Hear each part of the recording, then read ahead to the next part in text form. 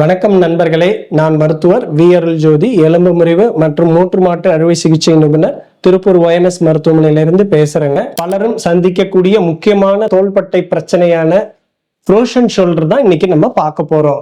Frozen shoulder அப்படின்னா என்னங்க? தோள்பட்டைக்குள்ளர இருக்கக்கூடிய கேப்சூல் மற்றும் லிகமெண்ட், அந்த தசைநார்கள் ரொம்ப இறுகி வலி ஏற்பட்டு நாம் அன்றாடம் செய்யக்கூடிய வேலைகளை செய்ய முடியாத ஒரு நிலைக்கு உட்படுத்துறது தான் ஃப்ரோசன் ஷோல்டர் அப்படிங்கிறாங்க. ஃப்ரோசன் ஷோல்டர் யார் யாருக்கெல்லாம் காமனா வரும்?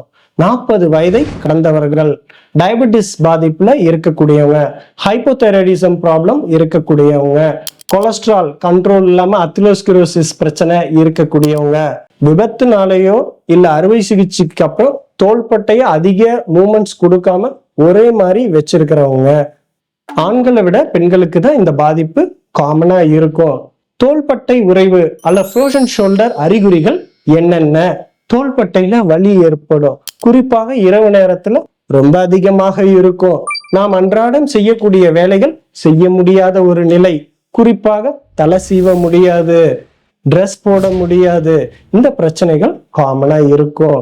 தோள்பட்டை உறைவு எவ்வளவு நாட்கள் இருக்கு, எந்த அளவு பாதிப்பு இருக்குங்கிறத பொறுத்து 3 நிலைகளா பிரிக்கலாம். நம்பர் 1 ஃப்ரீசிங் ஸ்டேஜ், ஆரம்ப ஸ்டேஜ், தோள்பட்டையில வலி இருக்கும், கொஞ்சம் கொஞ்சமா கை அசைவு கொடுக்க முடியாத ஒரு நிலை. 2ஆம் கட்டம் ஃப்ரோசன் ஸ்டேஜ், அப்படியே தோள்பட்டை ரொம்ப உறைஞ்சு போய் கை அசைவே இல்லாத நிலையில இருக்கிறது தான் ஃப்ரோசன் ஸ்டேஜ் அப்படிங்கிறாங்க. 3ஆம் நிலை தாயிங் ஸ்டேஜ், கொஞ்சம் கொஞ்சமா வலி கம்மியாகி அசைவும் அதிகமாயிடும், ஆனா முழு மூமெண்ட் பண்ண முடியாத நிலை. ஃப்ரோசன் ஷோல்டர் இருக்கிறவங்களுக்கு வழங்கக்கூடிய சிகிச்சை முறைகள் என்னென்ன? நம்பர் 1 வலி நிவாரணி. நம்பர் 2 சுகர், தைராய்டு மற்றும் கொலஸ்ட்ரால் பிரச்சனை இருக்கிறவங்க அதுக்கு உண்டான மருந்துகள் எடுத்து ஸ்ட்ரிக்டா கண்ட்ரோல்ல வச்சுக்கிறது. நம்பர் 3 ஹார்ட் ஃபோமெண்டேஷன், சூடு ஒத்தடம் கொடுக்கறது. 4வது பிசிக்கல் எக்ஸசைசஸ், நல்லா இந்த தோள்பட்டைய கொஞ்சம் கொஞ்சமா ஸ்ட்ரெச் பண்ணி பண்ணக்கூடிய எக்ஸசைசஸ், நல்ல ஃப்ரீயா மூவ்மெண்ட் கொடுக்கக்கூடிய பெண்டுலம் எக்ஸசைசஸ், சுவரை ஒட்டி ஒட்டி கொஞ்சம் கொஞ்சமா பண்ணக்கூடிய வால் கிளைம்பிங் எக்ஸசைசஸ், டவலை பிடிச்சி ஸ்ட்ரெச் பண்ணக்கூடிய டவல் ஸ்ட்ரெச்சிங் எக்ஸசைசஸ். இந்த எக்ஸசைசஸ் எல்லாம் பண்ணி சரியான சிகிச்சைக்கு பெற்றீங்கன்னா ஆரம்பத்திலே பூரண குணமடைந்து முன்பு போல் நீங்க எல்லா வேலையும் செய்ய முடியும்.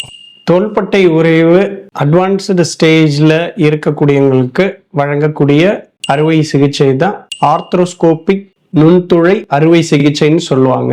இது ஒரு டே கேர் ப்ரொசீஜரா கூட பண்ணிக்கலாம். 1 or 2 days ஹாஸ்பிட்டல்ல ஸ்டே பண்ணிட்டு உடனே வீட்டுக்கு போயிடலாம். சின்ன துளை போட்டு தான் அறுவை சிகிச்சை செய்வாங்க. அறுவை சிகிச்சை முடிஞ்சு சில நாட்கள்லே நீங்க உங்க ஆஃபீஸ் ஒர்க்குக்கு போகலாம். ரிகவரியும் ஃபாஸ்டா இருக்கும்.